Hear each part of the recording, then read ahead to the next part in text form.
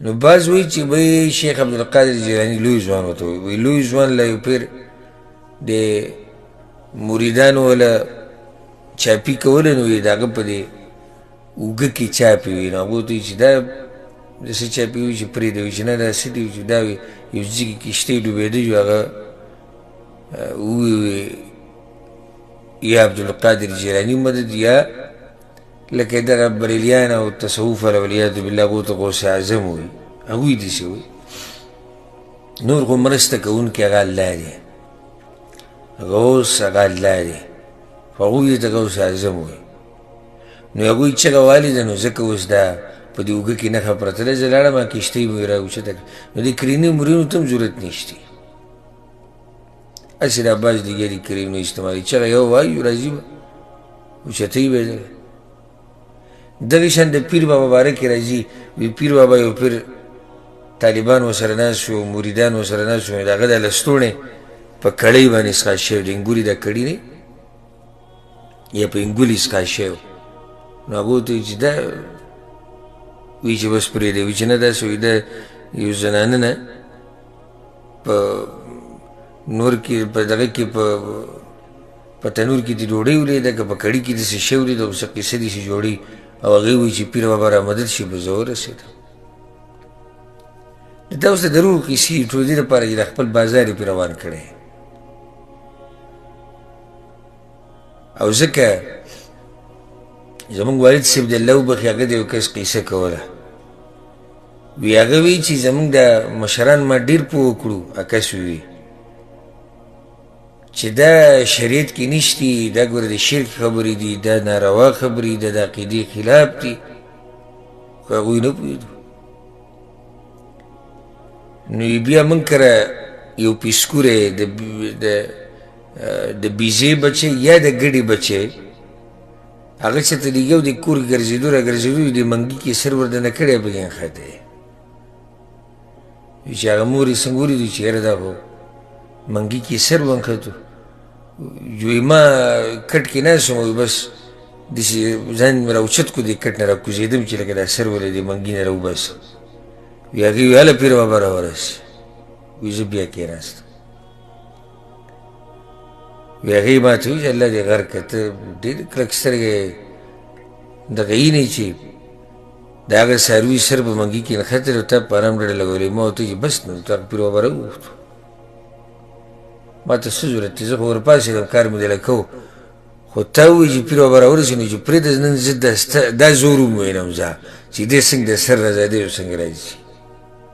نو بیا به سبا له خلکو ته بیانوم چې بهی زموږ په کور کې داسې واقعه راغلې وه او پیر بابا ته زموږ مور اواز وکړو هغه راغی منګي نه وله سر راوویستو وی ما ته وي چې راپاسه څه کیسې جوړې کړې وي نه پیر بابا نو نور نو ما ورته وي چې وګوره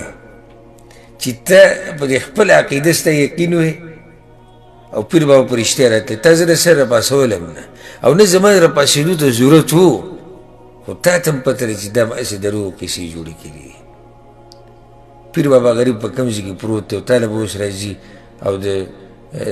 منګي نه به د څاروي سر راوباسي بله خبره دا چې دا پیر بابا دا یو دی که څو دي لکه دا هم د سوچ خبره ده که نه دته په یو ځای باندې څو جاهلان به دته اواز کوي که داسې نه ده په یو علاقه کې پیر بابا راورسېو بل ځای کې پیر بابا راورسېو نو دا څو دي چې د هر یو ځای ته رسي او لوی ځوان راورسېو لوی ځوان په دغه کې پروت دی په عراق کې ځکه د بریلیانو هغه مشر چې دغه شین پټکیز چې دی الیاس قادري نو هغه چا ته یو تپوس وکړو تپوس ورله ډېر ناشنا تعبیر وکړو وایي دلته یو سوال دی چې د خلکو ذهن ته د شیطاني وسوسې راځي وایي شیطاني وسوسې چې د غوث پاک هغو ته غوث پاک ویلو یاد بالله د هغوی تعبیر کړو عبدالقادر جیلاني ته چې دی خو په عراق کې دی او موږ ورته د پاکستان نه چغې ووو نو دا هغه ته ولې رسي دا وایي شیطاني وسوسې د بعضو په زړونو کې راځي توحید ته شیطاني وسوسه وایي ګوره نو بیا د هغه سره خو سم علمي جوابونه دي که هغه په خپله وایي چې ما به په خپله هغه دا خبره کوي وایي ما سبقونه وبقونه نه دي ویلي ما به وی لارې کوڅې صفا کولې ده به د جارو مارو واله د هغې نه بیا ته چې ته ځان د حکیمۍ دوکان به کول او کړی کې څه کیسه یې کړې ده نن یاره پاکستان دی هر څه پکې چلېږي هغه سړی نن هغه ته ویل کېږي امام اهل سنت والجماعت مدرسې ته هغه دی دی استادان یې نشتي په خپله د سرچ وکړه په یوټیوب کې او په انټرنیټ کې دا انټرویو به راوځي ما په خپلو غوږونه اورېدلې ما به لارې کوڅې صفا کولې جارو مارو مې واله او یو ورځ موږ دې طرف ته مخه شو الله پکې روان کړو خو داسې روان کړو اوس هغه د لکاو خلکو امام دی د لکاو خلکو امام دی څه عجیبه ملکونه دي زموږ نه چې چا پکې څه وکړو اوس دا ملکونه دي د دې عربو ده خصوصا دا خلیج ملکونه او بیا د سعودي عرب دا ملک په دې کې په دیني مسله کې مخکې تله ډېر ګران کار دی ډېرې یعنې پاټکونه به درته راځي ډېر دیوالونه به راځي ډېر مراحل به راځي هغه به پار کې هغې نه به تېرېږي ته به مخکې ځي نو دا کوم علما چې په سعودي عرب کې یې بیانونه کوي او په سعودي عرب کې د هغوی اوچت مقام او الله مخکې رسولي پوه شي چې دا ښه تکړه علما دي او زمونږ نو پرون جارو والا او نن سړی چې دی امام دی د اهل سنت والجماعت د هغې نه تپوس دغه تپوس وشو نو هغه دا وایي ګوره جواب ته وایي ته چې افریقې ته ټلیفون وکړې د افریقې په دې یاده کړه ځکه چې د بریلیان په افریقا کې ډېر زیات دي هلته غریبانان خلک چې دوی ورته ډوډۍ یو شی بل شی ویسي که او بیا ورته خپل مذهب بیان کړي دوی ورته خپل بیان کړي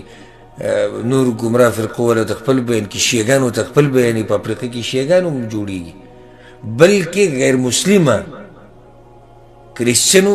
غټ چې کوم دعوت چلېږي هغه کوم ځای کې دی په افریقا کې دی ځکه غریبانان په دې مالونو باندې خپل دین ته راړي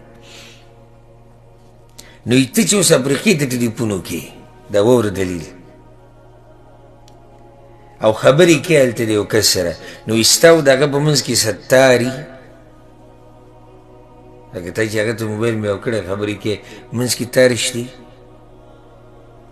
کسان وایي چې نه تار نه بل څه داسې اوسپنه څه شی تللی وی نه نو وایي چې ستا ټکنالوژۍ کې دومره زور دی چې د پاکستان نه ته افریقا میلو کړه او خبرې کې نه زما په غوث پاک کې وایي دومره زور نه چې ستا خبره واوري خلکو وایي سبحان الله سبحان الله څه پښتنو خبره څه کافر دلیل ورته بیان کړو ته اوس دلیل دی ګوره ته چې افریقې ته ټلیفون میلاو کې تار شتي منځ کې نه تار خو نشتي نو چې تار نشتي نو ولې ستا دا موبایل زما د غوث پاک نه وایي زیات زورور دی دا اوس دلیل دی ګوره نو مخامخ ورته څوک داسې نشته چې صرف یو خبره ورته نور خو دې کې ډېرې خبرې چې صرف یو ورته وکړي ته چې افریقې ته وایي چاته ټلیفون میلاوي دا خو ژوندی دی هسې یو خبره دا ده لکه نورې خو پکې ډېرې خبرې راوځي افریقې کې چې وایي ته خپل ته ټلیفون وکړې نو صحیح ده ما خو خپل ته ټلیفون کړی خو هغه خو ژوندی و ته چې را کوم غوث پاک یې دی خو مړ پروت دی بیا پکې نورې خبرې هم دننه راځي که نو هسې ما خبره ټوله دې پورې راواغسته چې دوی د دروغو دا قصې نه یې کړي نو د دوی کار نه چلېږي لازم به دروغ بیانوي ښه موږ ته موحدین چې موږ ته اوس یو سړی وایي تاسو څه وایئ بس موږ ورته شروع کړو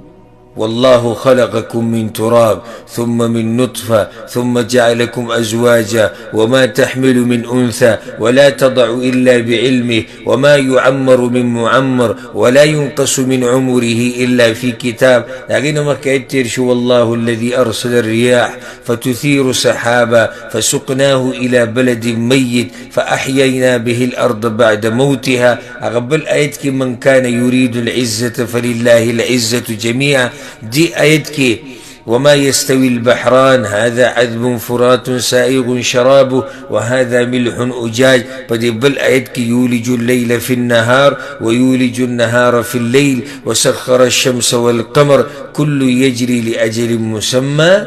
ذالکم الله ربکم دغه الله دی دغه ستاسو رب دی دغه زمونږ هم رب دی دا زمونږ د رب خبره ده دا د هغه طاقت دی تاسو هم بیان کې یو څوک نیسي نو څه ورسره شته هېڅ نشته لازم به دروغ بیانې لازم به دروغ بیانې دومره څه ورسره هم نشتي لکه دغه پوستکی چې کوم الله ذکر کو خو د دې مشرکانو د عقل پته نه چېرته تللی الله اکبر لکه دا ګوره د انډیا کې د بوتانو چې را پراته انډیا ګوره د تعلیم د لحاظ سره ډېر ترقي یافته ملک دی ګوره د تعلیم په لحاظ سره انډیا په هغه ملکونو کې دی چې ښه ترقي یافته ملک دی بلکې که تاسو خیال کړی دلته په دې سعودي کې چې څوک داسې په خپلو بچو باندې انګلیش ډېر ټیټ ویل غواړي نو د انډیا په سکولونو کې داخل کا د انډیا په سکولونو کې دا یو ډېر تکړه دي په سبقونو کې د دوی ښه تعلیم یافته خلک ساینسدانان او سیاستدانان او غټ غټ خلک راځي دې بوتانو ته سجده لګوي عقل پته نشي کوم ځای کې دی به یو څو ورځې بعد ما یو ویډیو کته هغه ډینې را روانه کړي او شاته د دې بوتانو نه ډکه کړي کدي چې تاسو هم کتلي او بیا چې دی یو پول ته راورسي او لاندې یو سیند بهیږي بس هغې ته هغه ټول بوتان غوځار کړي وایي نوي راوړو دا زاړه شوي دي نو چې اوس دې عقل ته وګوره چې ته خپل معبود دې راغستی دی سیند ته دې غوځار کړو او بل راوړي نه وی اورېدلی څه چل شوی بیټریانې ختمې شوي نور کار یې نشو کولی زه یم که چېرته دغې خبرې ته دوی معمولي سوچ وکړی نو دوی به څه شي دوی به پوه شي عمرو بن الجموح رضی الله عنه دا قصه ما بیان کړې مو د ده د زوی دا ډېر لوی کوشش و چې زما د پلار مسلمان شي او خو ښه په بت پرستي کې ښه مضبوط و ځکه چې پخوا خو جاهلیت په وخت کې دغه بت پرستي عامه وه نو د زوی او یو بل صحابي دوی داسې ترتیب جوړ کړو چې د ده دا بوتو به غوځار کړو بهر ته کچرې ته به یې غوځار کړو دی به پوه شي چې بهی دا څه بوت دی چې کچره کې پروت دی یا هغوی چې غوځار کړی دی دی چې سهار راپاڅېدلی بوت نشته ځان له جوړ کړی د لرګي نه جوړ کړی بیا دې تللی بهر ګرځي هغه بوت یې را پیدا کړی دی به یې شوړه موړی پې ووهله صفای کړو کېښودوی بیا خو خبره یې ذهن ته پرېنوته په دویم ورځو سره هغوی بیا دغه چلو کړو چې دی سهار راپاڅېدو بوت نه و هغوی لاړو چې دی بهر ته ووتو ویې کتو یو کچره کې پروت وي بیا یې صفا را صفا کړو کېښود په درېیم ورځ هغوی څه چلو کړو یو مړ سپی پروت و مړ سپی خو هسې مردار دی وایي چې مړي هغه یې راواغېستو د دې بوت سره یې وتړو او کوهي ته یې ګذار کړو دی په سهار راپاڅېدو ګرځېدو دا کوهي طرف ته ورغلی چې کتلي سپی پکې هم پروت دی او دغه بوت هم پروت دی نو بس ذهن یې کولاو شو په هغه ټیم قسم وخوړو په الله مې دې قسم وي که ته په رښتیا معبود وې نن به تا او سپی داسې یو ځای نه وی پراته ته د مردار سپي سره خوا کې پروت او ځان نشي خلاصولی نو دا ښکاري داسې دلیل په دې دی چې ته په رښتیا معبود نه یې هسې دروغ دي زه یم که دې خلکو دې مشرکانو که هغه دغه دي او که هغه د مسلمانانو کې چې کوم مشرکان دي چې ځان ته مسلمانان وایي مشرک دي که دوی چې ته معمولي سوچ وکړی نو د دې شرک نه به څه شي د شرک نه به خلاص شي د دې نه به واوړي اوس الله وایي دوی سره د پوستکي همرسې شی نشته او دوی پسې روان دي وروره ماله دا راکړې او ماله دغه راکړې ښه چې کله ته دربار او درګاه ته ننوځي اولنی نظر به دې په څه پرېوځي چاندي ډبي باندې اولنی نظر به ستا چنده برای دربار او چنده برای هر څه شی خوا به یې لیکلی شوي دې ډبي کې چې سره جمع شي نو دا خوا کې چې کوم چرسیان بنګیان ناست دي دوی په ځان له چرس او بنګ او څه قیسې دي هغه کوي روانې دي حالانکې دا کم چرسیان بنګیان چې را جمع شوي په دربارونو کې دا ګورې خاص مریدان دي دا څه دي خاص مریدان خاص او هغوی په بد هدي دکې د پیر بابا ته یو ملنګ ناست و دا ملنګان او دا منجوران او دا مریدان سم غټ ویښته و غټ ویښته و هغه پې داسې په دې مخ به یې داسې پراته و شاته بلکل هر شی وله بند کړي نو داسې ویل کېږي هغه چا چې قصه بیانول چې هغه ته چا بیا لرې کړي مړه داسې ګن بلا دې پرېښودي دي وی چې دغه یې ته لرې کړو د اسمان ته داسې په تعجب په نظر کتو وي چې څو کاله یاد کړو 10 کاله که 15 کاله بعد مې اسمان ته وکتو هیلې وي اسمان دې راته راښکاره کړو نو چې دا ګن درته نشي چې ده په 15 کالو کې د اسمان نه دی لیدلی او دا د ښځو په شانې ویښته ګټ کړي هغه حد ته رسولي چې ښځې او ده کې فرق نه کېږي او په بد حال ناست زه وایم که دې بابا څه ورکولی د دوی دې چاندو ته به ضرورت وی که صرف موږ په دې یو خبره کې عقل استعمال کړی که نه د مشرکانو ته دا ووایو که صرف دوی په دې یو خبره کې عقل استعمال کړی نو په دوی باندې به د توحید او د شرک دا مسله واضح شي چې تا له دومره ډېر څه درکوي نو دې چاندو ته څه ضرورت دی ځکه ما مخکې کیسه کړې وم یو درس کې د مینګورې طرف ته د سوات مینګورې طرف ته دغه کې چې ته څوک بابا و د هغه ډېر غټ دربار و درګاه وه د خلک به تلو راتلو نو په دې قبر له پاسه بلکل هغه قیمتي لیټ لګېدلی څه ورته وایي فانوس هغه فانوس لګېدلی قیمتي چې کوم وي هغه درون هغه ګڼ چیز نو هغه چې ته چرسیان بنګیان خو هر چې ګرځي راګرځي چې ته به چرسي به پیسو ته ضرورت شوی څو سره نه و یو هغه چې ته دیزې ته راننوت یو دی پټ کړی دی پټ کړی دی بیا غټه جاخه سهار له جوړه شوې ده جیلیټ چا پټ کړی دی او فانوس چا وړی دی او کته بر او کته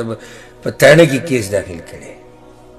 شکم پچی دی هغوی هم دقې چرسي راوستی دی وایي دا به ده پټ کړی هغه وایي نه جي الله دې نه کړي چې ویزه پټ کړه خیر دوی سره خو څه دلیل خو نشته ګنه څوک خو داسې چې ګوی ورکړي نه کیمره شته نه بل څه شته خو دوی هسې داسې وایي او د هغې ښه برابر لګولی اندازه چې دا به هم ده پټه کړي خو هغه ډېر هوښیار و سره د دې چې هغه چرسي بنکي مو لیونی لکه لارو کوڅو کې چې ګرځي هغه چا سره یې څه کار نه وي دماغ ولې دې نه شو ختم کړي دا ختم دماغ والا دا خبره کوي زه ماتم دی وکړي دا مشرکان په دې خپلو دماغو باندې هغه پولیس ته ووایي وی جي هسې وي دا خو په دې قبر کې وایي څومره لویه هستي پرته ده څومره لویه هستي پرته ده څومره لوی لوی کارونه هغه کوي هغو ټولو ډېر په احترام تاسو راووایي دا خو ده نو زه چې د ده په دې سینه باندې ودرېدم ده زه یې د خپې نه ولې نه راښکودم چې اول خو یې دا کار ما کړی نه دی داسې لوی به ادبي زه وکړم خو که ما کړی او زه د ده په سینه باندې ولاړ یم د ده په سینه زه وختم ودرېدم ځکه دا چې ما دا کوم خو د سینې ته به سړی ختلی یي که نه نو چې د ده په سینه زه ودرېدم خو د خپې نه به یې داسې نیولی او داسې به راخوځولی راولېږولی یو هر څه به راولېدلي قصه به ختمه شوې وه یو بس بیا ټولو چې کړي مړ وباسي دا د خر زوی وي دا هم د کوم ځای راوستی دی دی وایي ځان له په ګډې وډو سره دی ګډې وډې دي د حقیقت وایي دې ته دوی ګډې وډې وي دا وایي دا وایي د کوم ځای نه م راوستی دی دا په ګډو وډو سره شي دغه وایي نورې شروع کړي زه وایم چې چرسي بنګي چې چرس او بنګو له دماغ ختم کړي ګوره د هغه دا سوچ دی څومره ښکلې خبره کوي چې دی ژوندی دی په قبر کې او غټ کارونه کوي او تاسو ټول یې منئ نو خو چې زه کله د ده په سینه ودرېدم خو د خپې نه به یې نیولی وه جو راښکودی مې وکته نو الحمدلله ثم الحمدلله چې الله موږ ته د عقل دا نعمت راکړی دی سوچ پې کوو الحمدلله اوس ګوره دې خبرې ته الله ښه وضاحت کوي او د رب العالمین په شان وضاحت هېڅوک نشي کولی د هغه په شان خبره د هېچ چا نشته اوس وګوره چې خبره ښه واضح شي إن تدعوهم لا يسمعوا دعاءكم که تاسو آواز وکئ هغوی ته نو ناوري هغوی آواز ستاسو. اولنی خبره خو دا ده د تاسو چې د الله نه علاوه د مخلوق ته را مدد شوی او چغې ورته وهئ نو الله وایي دوی ستاسو آواز نه اوري. دا بنیادي مسله شوه او اصل دا دی چې مړي نه اوري. دا مسله تفصیلي را روانه زه به ته بیان کوم انشاءالله. نن ګورې که راشي خو سبا درس کې به انشاءالله دا مسله تفصیلي بیانوو چې مړي اوري که نه اوري. خو بنیادي مسله یاده که چې مړي اصل دا دی چې نه اوري. الله وی که تاسو دوی د چغې وایي دوی نه اوري. سبحان الله. د خبرې د ښه وضاحت دپاره ولو سمعوا ما استجابوا لكم او که بالفرض واوري دوی نو قبولوالی نشي کولی تاسو لره. که بالفرض واوري داسې د خبرې د پوه کولو دپاره په خبره باندې د پوه کولو دپاره الله دا خبره کوي. وایي که بالفرض واوري نو بیا تاسو چې د څه غواړئ هغه تاسو له نشي درکولی ستاسو دا خبره قبلولی نشي. اول خو اوري نه او که اوري نه ښه چې واورېده او یو کس ورته وایي چې را مدد شي را ورسي یو خو به دا ثابتې وایه ما ته چې په دې قبر کې دننه د مړي د دی چې رابلي او دا بوت او دا ګټ او دا ونه دا خبره عام مشرکانو دپاره ده د ټولو دپاره ده. اول خو به دا ثابتې چې ده دا خبره واورېده او چې زر کاله عمر ورته میلاو شي نوح علیه السلام عمر عمر یې که نه بیا هم نشي ثابتولی. که بالفرض داسې ګورې د یو څو سکندو دپاره جدلن لکه یو مناظره روانه ده زه صحیح شو ما تا سره یو منټ دپاره ومنله یو څو سکندو له مې ومنله چې مړي واوري یا دغه دوی چې د غیر الله ته چغې وایي د الله نه راوچې کوم مخلوق ته را مدد شوي چغې ورته وایي که هغه هر څه دی که مړي دی او که ګټې دی او که ونې دی او که هر څه که دوی وایي اوري وایي زه صحیح شو چې اوري نو اوس به ستا د دې خبرې جواب څنګه درکوي. دا بله مسله شو ځکه چې دی چې وایي را مدد شه او هغه دا خبره واوري نو خو اوس به هلته راځي که نه نو دا مړی به څنګه بیا د دې قبر نه راپاسي او راځي به اوس به دا بله جاښه کې ونښتې اوس به دا ثابتوي. ولو سمعوا ما استجابوا لكم که واورېده نو بیا خو تاسو له بیا جواب نشي درکولی. ځکه دا خبره موږ کوو اکثر چې مړي دغه نه دي دا کوم چې دوی په قبرونو کې پراته دي مړي اصل کې دا مشرکان دي دا مړي دي په صحیح معنو سره هغه زړونه چې مړه دي هغه دی دي. څنګه لکه اوس یو کس قبر له ورغی یو مشرک لاړ یو قبر ته ولاړ دی او هغه ته چغې وایي او هغه ته را مدد شوی نو ته دې تپوس وکړه ورشه پسې خواته وایي دا ته چې ورته چغې وایي ستا دا اوري نو هغه به لازم څه وایي نه اوري هغه به لازم وایي چې اوري ابا لازم دا خبره کوي چې دا زه چې څه وایم دا دی اوري وایي صحیح شو زه تا سره موږ ومنله چې ستا دی واورېده اوس چې دی کوم جواب تاله درکوي ته یې اوري وایه نو دی به څه وایي نه نو مړی کم یې اوري دا بره چې ولاړ دی دا مړی ځکه چې ده خو د هغه مړي نه ژوندی جوړ کړو د ځان نه یې مړی جوړ کړو د خاورو د ډیري لاندې چې پروت دی د دې واورېده مړی دی خو د دې واورېده او دې غټ پټ ژوندی سړی د هغه جواب نه اوري نو خو بس دی مړی شو او هغه مړي نه یې څه شی جوړ کړو دا مړي نه ژوندي. ځکه زما د خبرې مطلب و چې د دوی دا مړه چې دي دا دوی ژوندي کړي دي او هغه ژوندي هغه یې مړه کړي دي. څه عجیبه عقل دی د دوی. الله وایي که تاسو د چغې وایي اوري نه. ځکه دا قصه مه واقعي او پیر دوه بیان کړې مو د پنجاب یو عالم د توحید په دې مسله باندې بیان کو خصوصا دې مسئلې ته راغی چې دا مړي اوري که نه اوري دوی چې ورته چغې وویې او دا نو بس एकदम دا بیان په دوران کې مخامخ ورته یو کس ناست و هغه ته یې اواز وکړو تا ته وایم ورته یو هغه ویده و یو خلکو راپاڅه و غریب ګډوډ ودرېد وی ما اخرنۍ خبره څه وکړه بس هغه دا سړګرو راګرو ته خو نه و هغه ویده و نو هغه عالم وی عجیبه ده ګوره زمونږ د موحدینو هغه ژوندی چې وده شي څه نه اوري او د دوی هغه چې مړ شي د خاورو د ډېري لاندې هغه هم اوري یعنې زمونږ هغه دا مړ نه دی ژوندی دی خو صرف سترګې لګېدلې او خبره یې وانه اورېده او دغه اوس وګوره مړ دی د خاورو لاندې پروت دی او بیا هم خبره اوري نو تعجب پکار دی دوی په حال باندې او د الله شکر ادا کول پکار دی ويوم القيامة يكفرون بشرككم او پورز د قیامت به انکار کوي د شرک ستاسو نه د قیامت پورز به دوی ځان بیزاره کوي د کشرانو نه قرآن په ډېرو ځایونو کې دا خبره ثابته ده چې دوی به دا خبره وکړي چې یا الله موږ د دوی نه څه یو بیزاره إذ تبرأ الذين اتبعوا من الذين اتبعوا د چا چې تابعداري شوې ده هغوی به د بېزارۍ اعلان وکړي د هغه چا نه چا چې ورله تابعداري کړې ده چې الله موږ خو دوی ته نه ویلي زموږ بندګي کوئ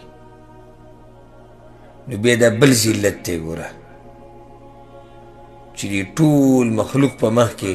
هغه چا ته چې دوی ډډې لګولې وي چې دوی به موږ له دا کوي دوی به دا کوي قیامت پر ورځ به ورته ووایي چې یاره موږ خو بېزاره یو تاسو نه ولا ينبئك مثل خبير او خبر نشي درکولی تا ته په مثل د خبردار ذات خبردار ذات څوک دی الله الله وي زما په شان خبر تاسو له ګورې څوک نشي درکولی ولې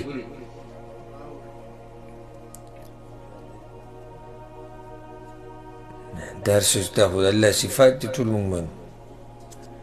خو د هغه په شان خبر وي تاسو څوک نشي درکولی معنی دا چې د هغه په شان علم د چا سره نشته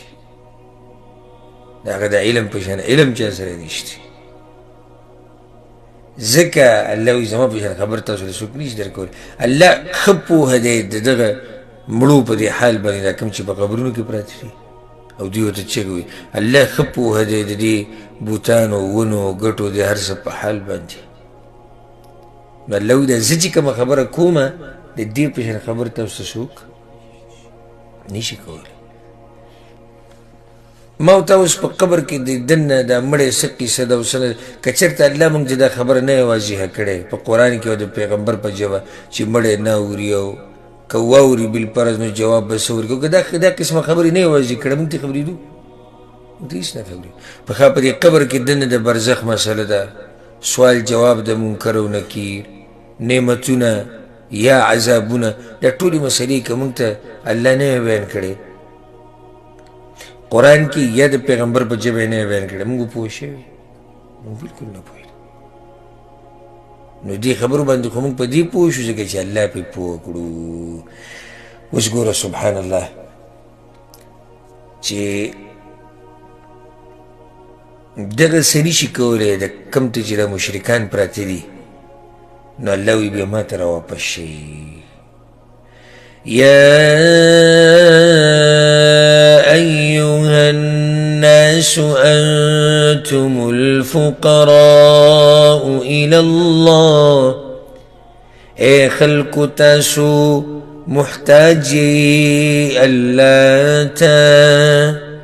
والله هو الغني الحميد او الله بحاجت استایل شوی دی معنی داره چې وغواړئ د هغه ذات نه چې هغه غني دی بحاجت دی بندگان خو محتاج دی بندگان خو فقیران دی بندگان خو غریبانان دی نو د دوی نه حاجتونه غوښتل لویه بېوقوفي ده په دې خبره پوه شوې دلته د دې آیت ته راوړو دا مطلب دی چې دا مخلوقاتو ته چې پراته دي خپل حاجتونه ورته بیانوي نو دا څه کم عقل خلک دي حاجت خو د هغه چا نه غواړي چې هغه غني دی بې حاجته دی ستایلی شوی دی چا ته ضرورت نشتي خزانې پراخه دي خزانې ډکې دي د هغه نه غواړه بل دې آیت کې ګوره د ټولو کمزورتیا او فقر او محتاجی هغه بیان شوه انسان کې به دننه په یو مسلمان کې به دننه همیشه عجزي ځکه چې موږ ټول محتاج یو چا ته الله ته دومره درته ووایم چې موږ الله ته په هر سیکنډ کې محتاج یو دا زه چې دا بیان کوم او د لاس پکې نیسي کوم که نه دا په دې لاس اوچتولو کې زه الله ته محتاج یم چې الله ونه غواړي د لاس نه اوچتېږي دا موته چې د سترګې رپو دا سترګې دا بندولو او کولول په دې کې موږ الله ته محتاج یو دا زمونږ د زړه چې درزي که نه دا یو درز په دې کې موږ الله ته محتاج یو په هر څه کې موږ الله ته محتاج یو نو تکبر او لویي به یې د څه شي یا ایها الناس انتم الفقراء الى الله والله هو الغني الحمید او الله بې حاجته ستایلی شوی دی داسې خبره په سورة لقمان کې تیره شوې وه هلته ما وضاحت کړی چې څنګه ناشنا رب دی څه ناشنا طاقتونه والی چې بې حاجته دی او بیا هم خلک ستاینې بیانوي په دې کې بله یو خبرې ته مې اشاره ده چې الله د بندګانو د بندګۍ ته ضرورت نه لري بلکې که دوی د بندګي د الله وکړه نو خپله ګټه یې ده او که نیکۍ نو خپل نقصان یې دی الله له نه څوک فایده ورکولی شي او نه الله له نقصان ورکولی شي ګوره د الله دې زور ته ان یشأ یذهبکم که وغواړي هغه بوبځي تاسو ويأتي بخلق جديد او راب ولي مخلوق نوي وما ذلك على الله بعزيز او ندي دا کار پا اللہ باندیس گران دا اللہ دا بینیازی او دا قدرت دلیل دا دے کاغه وغواړي نو تاسو به د دې دنیا نه فنا کی او ستاسو په ځای به نور مخلوق راولي او دا کار الله ته ډېر انتهایی اسان دی ګوره په الله باندې چې یو مخلوق ګرانېږي که نه نو هغه د الله د بندګۍ د لاسه ګرانېږي چې د الله بندګي دې نه کوله که نه هېڅ پروا دې الله نه کوي بیا هېڅ پروا دې الله نه کوي الله ته چې ته درنېږي او ګرانېږي نو هغه د څه د لاسه هغه د هغه د بندګۍ کولو د لاسه نور که د الله بندګي نه کوله که نه هېڅ پروا یې الله نه کوي بیا چې په کومه کنده کې او په کومه وادۍ کې او په کوم ذکر اولیږي مردارېږي د الله به هېڅ پروا نه الله بیا دې انسان څه پروا نه کوي ځکه چې دا سړی بې پروا شوی د چا نه د الله نه نو چې دی د الله نه بې پروا شو الله بې پروا شو د ده نه خو چې د الله سره د رابطې مضبوطې وي او د هغه بندګي دي کوله نو رب العالمین به دې نه هېروي بیا یاد به دې ساتي په سختو کې په مسلو کې په راحته کې په هر ټیم کې به دې بیا الله یاد ساتي ځکه چې ته الله یاد ساتلی او الله په قرآن کې څه په سوره بقره کې فاذکروني اذکرکم واشکروا لي ولا تکفرون ما یادوي الله وي زه به تاسو یادوم الله وي ما یادوي زه به تاسو یادوم نو ته چې د الله بندګي کې په الله به ګران شي الله ته به عزتمن شي وما ذلك على الله بعزيز او نه دی دا کار په الله باندې ګران ولا تزر وازرة وزر أخرى او نشي پورته کوله یو پورته کوونکی بوج د بلچا د قیامت په ورځ به د هر بنده نه صرف د هغه د عملونو په باره کې تپوس کېږي او دا د الله عدل او انصاف دی او د عدل او انصاف تقاضم دا چې هر نفس به خپل بوج وشتوي. ها داسې کیدی شي چې د بل چا په ګناه کې دې سبب ګرځېدلی نو ده ته پکې بیا ده ته هم بیا ګناه د هغه بوج نه به څه بوج ده ته میلاویږي خو د هغه نه به هم کمیږي نه د هغه به خپل بوج جدا مسله ده خو د یو کس بوج د بل کس د یو کس نشي کولی چې د بل کس بوج راوچت کړي ولا تزر وازرة وزر اخرى. معنی دا ده چې د توحید د عقیده چې نه یې منلي او د قیامت په ورځ تباه شوي او بوج د شرک او د کفر دې راغستی دی نو هېڅ څوک بیا په دنیا کې داسې نشتي چې تا نه دا بوج څه کړي تا نه دا بوج کم کړي. وإن تدع مثقلة إلى حملها لا يحمل منه شيء او کاوازو کی درون بوج والا خپل بوج پورته کولو ته لا يحمل منه شيء نو نشي پورته کېدی د هغه نه هېڅ شی. لکه یو سړی دی د درون بوج لاندې راغی او ارمان کوي چې څوک رانه دا بوج څه کړي اوچت کړي او یو تن ته اواز وکړي چې راشه دا بوج مانه کم که نو الله وایي هېڅ څوک به د هغه نه دا بوج کم نه کړي او نه به یې څوک اوچت کړي. ولو كان ذا قربا اگر که خاوند د خپلولۍ خپلوانو کې تیم څوک دا نشي کمولی. اوس دا قیمتي نصیحتونه روان دي مخکې څومره د الله د قدرت دلایل بیان شو د توحید د آخرت مسله ښکلي ښکلي نصیحتونه یي. اوس منځ کې الله دا وایي چې دا نصیحتونه ای پیغمبره او ستا دا واضحه خبرې د دې نه ګورې هر څوک فایده نشي اخیستی. انما تنذر الذين يخشون ربهم بالغيب یقینا ته یره ورکې هغه کسانو ته چې یریږي د خپل رب نه په غیبو څه معنی ده یعنې په حال د نه لیدو کې د خپل رب نه یریږي. واقاموا الصلاه او پابندي کوي د منځه په دې خلکو نصیحت اثر کوي.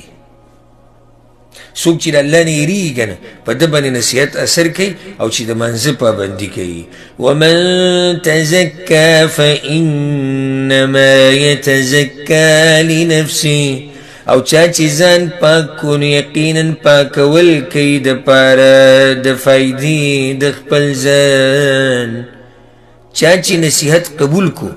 او ځان یې پاک کو د شرک نه ځان یې پاک کو د بدعاتو نه ځان یې پاک کو د غلطو اخلاقو نه د غلطو خویونو نه فانما یتزکا لنفسه نو الله وایي فایده یې د ده د خپل ځان دپاره ده. وإلى الله المصير او خاص الله ته ورګرځېدل دي. هلته بیا پته لګي د هر څه په دې باندې به اکتفا وکړو 13 نمبر آیت باندې انشاءالله سبا به د 19 نمبر آیت نه شروع کوو. الله سبحانه وتعالی دې موږ پوه کړي په قرآن باندې او الله سبحانه وتعالی دې موږ له توفیق راکړي قرآن باندې د عمل کولو. هذا والله أعلم وصلى الله وسلم على نبينا محمد وعلى آله وصحبه أجمعين. ما زیګر به انشاءالله